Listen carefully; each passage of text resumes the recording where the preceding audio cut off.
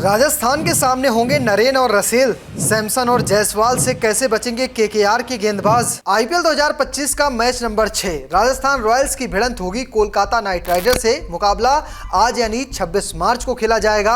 शाम के 7:30 बजे टॉस के बाद मुकाबला शुरू हो जाएगा।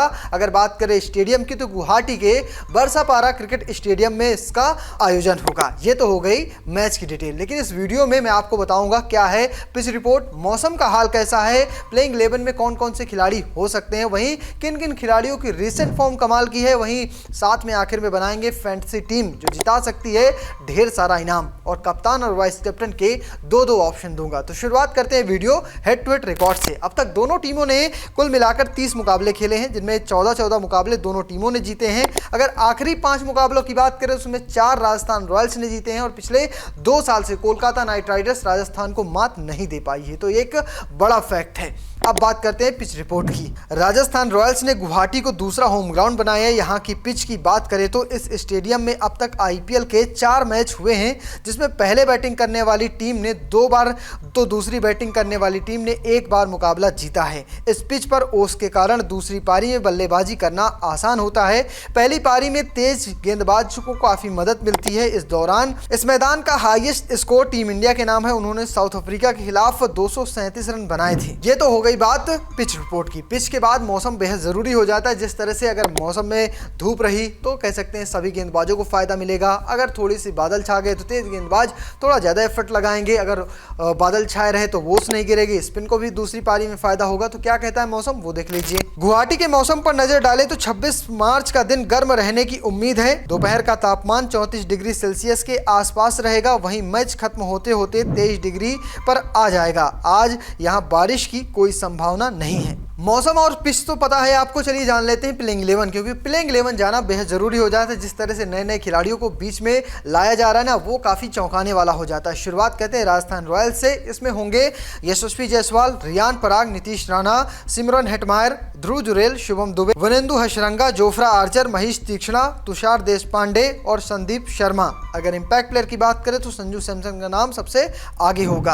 अब बात करते हैं केकेआर की। केकेआर में कौन कौन से खिलाड़ी हो सकते हैं, क्या बदलाव होगा, चलिए आपको मैं बताता हूं। केकेआर की बात करें तो इसमें क्विंटन डिकॉक होंगे, वेंकटेश अय्यर होंगे, Ajinkya Rahane, Rinku Singh, Ankush Raghuvanshi, Sunil Narine, Andre Russell, Ramandeep Singh, Spencer Johnson, Harshit Rana और वरुण चक्रवर्ती। अगर बात करें इंपैक्ट प्लेयर की तो वैभव अरोरा या फिर चेतन सकारिया इसमें खेलते हुए नजर आ सकते हैं। प्लेइंग 11 मैंने आपको 22 खिलाड़ी बताए हैं, लेकिन 22 खिलाड़ी से तो फैंटेसी टीम बनती नहीं है। फैंटेसी टीम में तो 11 खिलाड़ी रखने होते हैं। इन 22 में से वो कौन से 11 होने चाहिए जिन्हें हम अपनी टीम में रख सकते हैं, इसके लिए जानना जरूरी हो जाता है उनकी रिसेंट फॉर्म, आईपीएल में उनके कुछ रिकॉर्ड। शुरुआत करते हैं राजस्थान रॉयल्स से। पहला नाम आएगा कप्तान संजू सैमसन का, जो राजस्थान के रियल कप्तान है। कि अगर प्रदर्शन की बात करें तो साल 2024 में 16 इनिंग खेली थी, उसमें बनाए थे इन्होंने 531 रन। एवरेज इनका रहा था 48.27 का। वहीं स्ट्राइक रेट 153.47 का रहा था। रिसेंट फॉर्म की बात करें तो आखिरी पारी जो सनराइजर हैदराबाद के खिलाफ खेली थी वो 66 रनों की थी। उससे पहले 4 पारियों में कोई खास प्रदर्शन नहीं रहा था, खास करके इंग्लैंड के खिलाफ T20 सीरीज में। अब बात करते हैं यशस्वी जायसवाल की। जायसवाल की बात करें तो साल 2024 में 16 इनिंग खेली थी, 435 रन बनाए थे। एवरेज रहा था 31.07 का। अगर बात करें स्ट्राइक रेट की तो 155.91 का इनका स्ट्राइक रेट रहा था। रिसेंट फॉर्म की बात करें तो 1 रन बनाए हैं पिछले मुकाबले में। इससे पहले 15 रन बनाए थे और उससे पहले 10 रनों की पारी खेली थी, 22 रनों की पारी खेली थी और उससे पहले एक टेस्ट मुकाबले में 82 रनों की पारी और 84 रनों की पारी एक साथ एक मुकाबले में खेली थी। तो ये है यशस्वी जायसवाल की कहानी। अब बात करते हैं इनके गेंदबाज तुषार देशपांडे की। तुषार की बात करें तो 2024 में 13 इनिंग सीएसके के लिए खेली थी, 17 विकेट चटकाए थी, इकोनॉमी रही थी 8.883 की। अगर बात करें रिसेंट फॉर्म की तो इन्होंने पिछले मुकाबले में 3 विकेट चटकाए सनराइजर हैदराबाद के खिलाफ। उससे पहले 1 विकेट, 1 विकेट, 1 विकेट और 2 विकेट निकाले एक पारी में। 3 खिलाड़ी मैंने आपको राजस्थान के बता दिए। अब 3 खिलाड़ी आपको केकेआर के बताता हूं। पहला नाम कोई आता है तो वह है सुनील नरेन का। नरेन की बात करें तो साल 2024 में बल्ले से उन्होंने 15 इनिंग खेली थी, 488 रन बनाए थे। एवरेज रहा था 34.86 का। वहीं स्ट्राइक रेट रहा था 180.74 का। गेंदबाजी की बात करें तो 15 इनिंग में 17 विकेट चटकाए थे, इकोनॉमी रही थी 6.69 की। अगर उनके रिसेंट फॉर्म की बात करें तो उन्होंने पिछले मुकाबले में 1 विकेट चटकाया, उससे पहले भी 1 विकेट था। वहीं आखिरी के 3 मैचों में सिर्फ 2 विकेट चटका पाए हैं। अब बात करते हैं रहाणे की। रहाणे साल 2024 कुछ खास नहीं रहा था।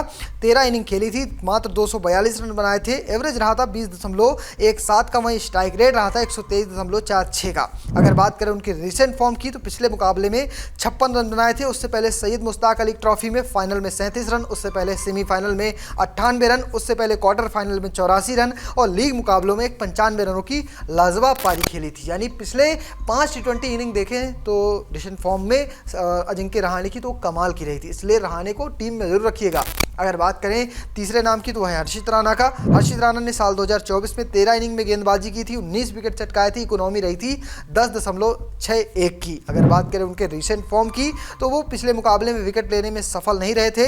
अगर बात करें उससे पहले तो चैंपियंस ट्रॉफी खेली थी, इंग्लैंड के खिलाफ T20 सीरीज खेली थी, ODI सीरीज खेली थी, उसमें उन्होंने लिए थे 1 विकेट, 3 विकेट, 2 विकेट और 1 विकेट। ये है कुछ हर्षित राणा का रिसेंट फॉर्म। अब बात करते हैं फैंटेसी टीम की। अब तक आपने सब कुछ देख लिया है, प्लेइंग 11 देख ली है, पिच रिपोर्ट देख ली है, वेदर कंडीशन देख ली है, साथ साथ हिट टू हिट रिकॉर्ड भी आपने देख लिए हैं। तो अब जानते हैं फैंटेसी टीम में किन किन खिलाड़ियों को लिया जा सकता है। शुरुआत करते हैं विकेट कीपिंग से। इसमें पहला नाम जो आएगा वो संजू सैमसन का आएगा। इंपैक्ट प्लेयर के तौर पर वो खेलेंगे ही खेलेंगे, क्योंकि उनके उंगली में चोट लगी जिस वजह से वो विकेट कीपिंग नहीं कर रहे हैं। दूसरा नाम जो होगा वो ध्रुव जुरेल का होगा। बल्लेबाजी की बात करें तो यशस्वी जायसवाल, वेंकटेश अय्यर, अजिंक्य रहाणे। ऑलराउंडर की बात करें तो सुनील नरेन, आंद्रे रसेल, रियान पराग। अगर बात करें गेंदबाजी की तो हर्षित राणा, वरुण चक्रवर्ती और तुषार देशपांडे। ये है मेरी फैंटेसी टीम। चलिए बात कर लेते हैं कप्तान और वाइस कैप्टन की, क्योंकि कप्तान और वाइस कैप्टन बनाना बेहद जरूरी हो जाता है। मैं टीम एक बनाता हूं, कप्तान और वाइस कैप्टन के 2 ऑप्शन देता हूं। इन दोनों कप्तान और वाइस कैप्टन के साथ मैं 2 अलग अलग लीग पर हाथ आजमाता हूं। पहली टीम में कप्तान की बात करें तो यशस्वी जायसवाल है, जबकि वाइस कैप्टन है सुनील नरेन। दूसरी टीम में कप्तान है वेंकटेश अय्यर, जबकि वाइस कैप्टन है तुषार देशपांडे। तो ये है मेरी टीम, मेरे कप्तान और वाइस कैप्टन के ये ऑप्शन। आपको कैसे लगे कमेंट बॉक्स में लिखिएगा और पेज को फॉलो करना, चैनल को सब्सक्राइब करना बिल्कुल मत भूलिएगा। धन्यवाद।